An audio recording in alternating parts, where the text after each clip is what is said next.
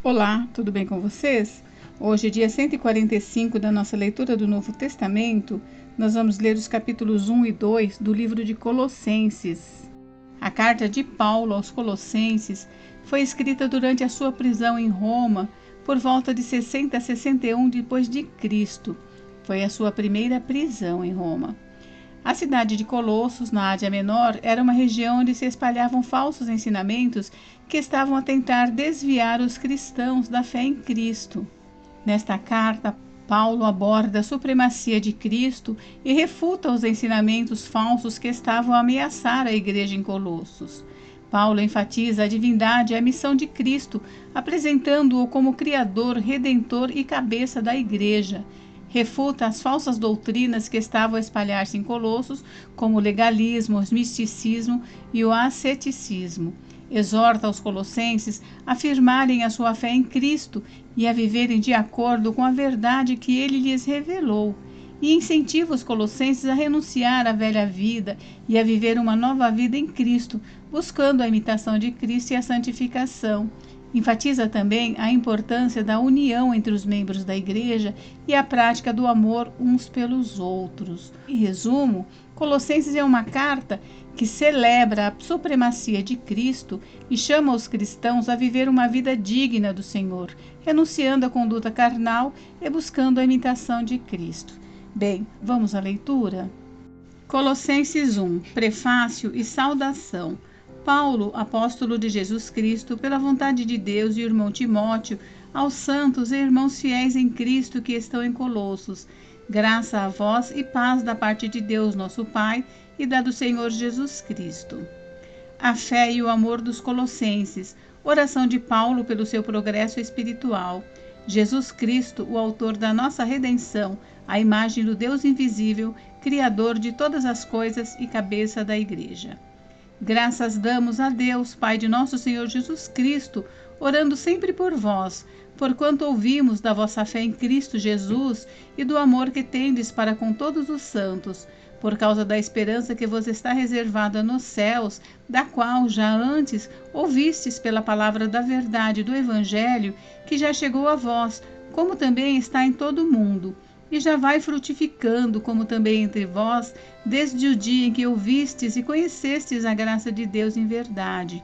Como aprendestes de Epáfras, nosso amado conservo, que para vós é um fiel ministro de Cristo, o qual nos declarou também o vosso amor no Espírito. Por esta razão, nós também, desde o dia em que o ouvimos, não cessamos de orar por vós e de pedir que sejais cheios do conhecimento da sua vontade, em toda sabedoria e inteligência espiritual, para que possais andar dignamente diante do Senhor, agradando-lhe em tudo, frutificando em toda boa obra e crescendo no conhecimento de Deus, corroborados em toda fortaleza, segundo a força da sua glória, em toda paciência e longanimidade, com gozo, dando graças ao Pai que nos fez idôneos para participar da herança dos santos na luz.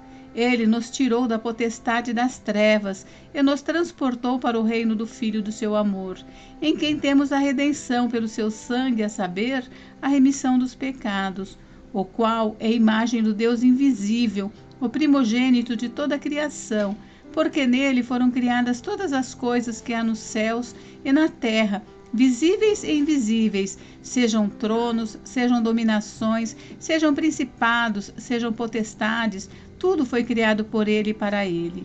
E ele é antes de todas as coisas, e todas as coisas subsistem por ele. E ele é a cabeça do corpo da igreja, é o princípio e o primogênito dentre os mortos, para que em tudo tenha preeminência, porque foi do agrado do Pai que toda a plenitude nele habitasse, e que, havendo por ele feito a paz pelo sangue da sua cruz, por meio dele reconciliasse consigo mesmo todas as coisas, tantas que estão na terra como as que estão nos céus. A vós também, que noutro tempo éreis estranhos e inimigos no entendimento pelas vossas obras más, agora, contudo, vos reconciliou no corpo da sua carne, pela morte, para que perante ele vos apresentar santos e irrepreensíveis e inculpáveis, se na verdade permanecerdes fundados e firmes na fé, e não vos moverdes da esperança do Evangelho que tendes ouvido, o qual foi pregado a toda criatura que há debaixo do céu, e do qual eu, Paulo, estou feito ministro. O trabalho e os combates de Paulo no seu ministério.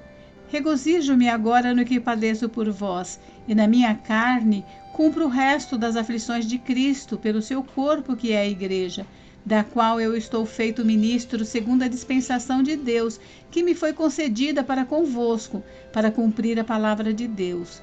O mistério que esteve oculto desde todos os séculos e em todas as gerações, e que agora foi manifesto aos seus santos, aos quais Deus quis fazer conhecer quais são as riquezas da glória deste mistério entre os gentios, que é Cristo em vós, esperança da glória, a quem anunciamos, admoestando a todo homem e ensinando a todo homem em toda sabedoria, para que apresentemos todo homem perfeito em Jesus Cristo. E para isto também trabalho, combatendo segundo a sua eficácia que opera em mim poderosamente. Colossenses 2. Porque quero que saibais quão grande combate tenho por vós, e pelos que estão em Laodiceia, e por quantos não viram o meu rosto em carne, para que os seus corações sejam consolados, e estejam unidos em amor, e enriquecidos da plenitude da inteligência, para conhecimento do mistério de Deus, Cristo, em quem estão escondidos todos os tesouros da sabedoria e da ciência. Advertência acerca das falsas doutrinas. E digo isto para que ninguém vos engane com palavras persuasivas, porque ainda que esteja ausente quanto ao corpo, contudo, em espírito estou convosco, regozijando-me e vendo a vossa ordem e a firmeza da vossa fé em Cristo. Como, pois, recebestes o Senhor Jesus Cristo, assim também andai nele, arraigados e edificados nele e confirmados na fé, assim como fostes ensinados, crescendo em ação de graças. Tende cuidado para que ninguém vos faça presa sua, por meio de filosofias e vãs sutilezas, segundo a tradição dos homens, segundo os rudimentos do mundo, e não segundo Cristo. Porque nele habita corporalmente toda a plenitude da divindade, e estáis perfeitos nele, que é a cabeça de todo principado e potestade, no qual também estáis circuncidados com a circuncisão não feita por mão no despojo do corpo da carne, a circuncisão de Cristo, sepultados com ele no batismo, nele também ressuscitastes pela fé no poder de Deus, que o ressuscitou dos mortos. E quando vós estáveis mortos nos pecados e na incircuncisão da vossa carne, vos vivificou juntamente com ele, perdoando-vos todas as ofensas, havendo riscado a cédula que era contra nós nas suas ordenanças, a qual de alguma maneira nos era contrária, e atirou do meio de nós, cravando-a na cruz, e despojando os principados e potestades, os expôs publicamente, e deles triunfou em si mesmo. Portanto, ninguém vos julgue pelo comer ou pelo beber, ou por causa dos dias de festa, ou da lua nova, ou dos sábados, que são sombras das coisas futuras, mas o corpo é de Cristo.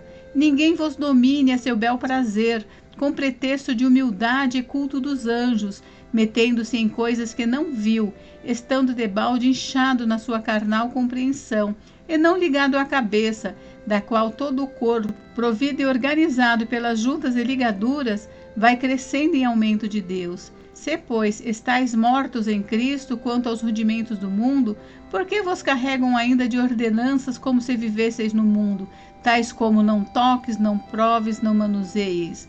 As quais coisas todas perecem pelo uso, segundo os preceitos e doutrinas de homens, as quais têm, na verdade, alguma aparência de sabedoria, em devoção voluntária, humildade e disciplina do corpo, mas não são de valor algum, senão para a satisfação da carne. Gente, encerramos por hoje, mas amanhã tem mais. Fiquem com Deus, Deus abençoe vocês. Até amanhã.